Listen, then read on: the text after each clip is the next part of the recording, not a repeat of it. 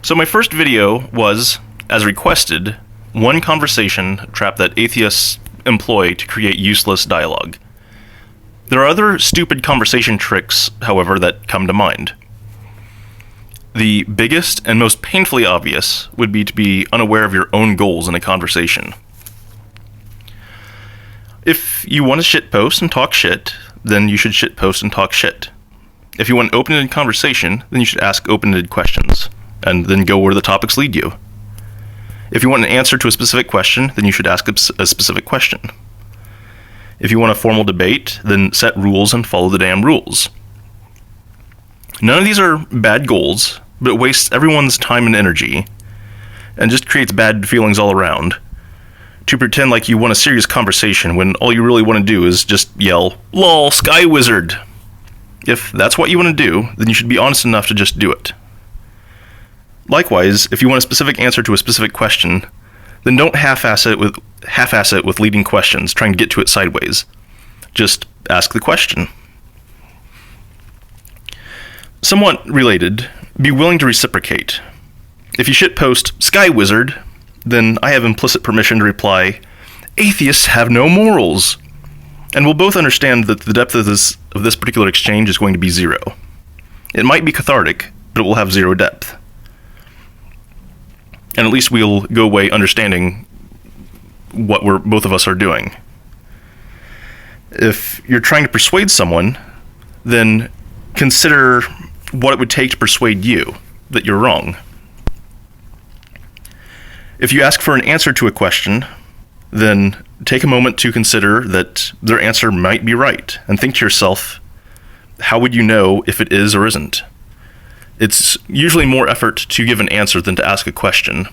So whenever someone goes to the effort of giving you an answer, then you should have put in some effort of wondering how the answer would be helpful. And reward their effort by thinking about and listening to their answer. It doesn't mean that you have to agree, but it does mean you have to listen. I don't think this is too much to ask. Also, if you've properly done your research, you should be able to pass what is called the ideological Turing test. Essentially, it means that you know enough that you can argue, effectively if not honestly, more than one side of an issue. If you cannot argue both for and against Keynesian economics, you don't understand either Keynesian or Austrian economics. If you cannot argue both the existence of God or his absence, then you don't understand religion at all. This is not to say that every position is equally valid, but if anyone believes a thing, there are reasons that they believe that thing, and you should be able to understand some of the basic reasons. Also, be aware that a conclusion usually requires supporting evidence. If you're being sincere about wanting to understand a conclusion, it helps to build trust, familiarity, and as well as helps the dialogue flow if you've already done a bit of research into the supporting premises. If you haven't done any research, then another thing to ask with a conversation trap is to be patient as the other person gives you the shortcut. And be aware that the other person is probably not an expert, nor is the other person probably maxed out on charisma. It takes time and skill to build the foundations for something big.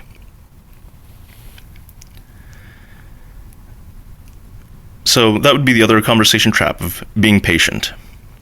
For some, God is an article of faith, but for me, he's a logical conclusion based off of other premises. This isn't meant to be a philosophy channel primarily, but I did want to tie up previous loose ends, and I will address foundational beliefs in another video. Yay, more loose ends.